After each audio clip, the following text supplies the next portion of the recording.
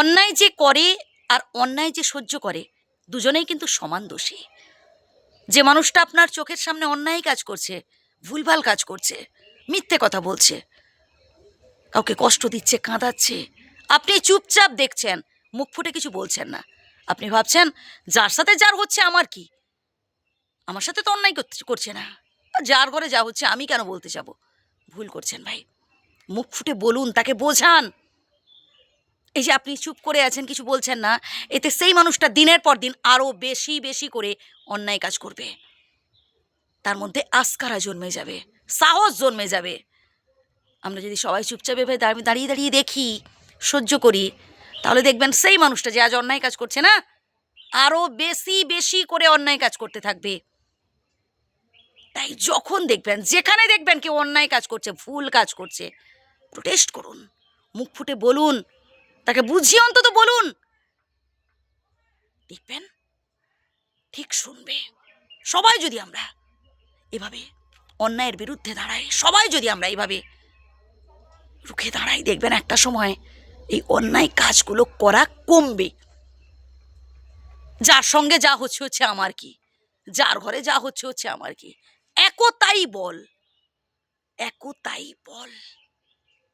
এক হয়ে দেখবেন ওই অন্যায়ের প্রতিবাদ করতে হবে।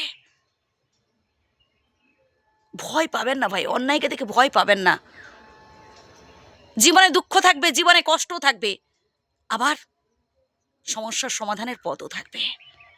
যত বেশি আপনি এই দুঃখ কষ্টগুলোকে খুশি মনে অ্যাকসেপ্ট করতে পারবেন, চ্যালেঞ্জের মতো অ্যাকসেপ্ট করতে পারবেন, যে জীবনে দুঃখ আসুক, কষ্ট আসুক, আমি অন্যায়ের কাছে মাথা নত করবো না, আমি অসৎ পথ অবলম্বন করব না, আমার কাছে আত্মসম্মান বোধটাই বড়।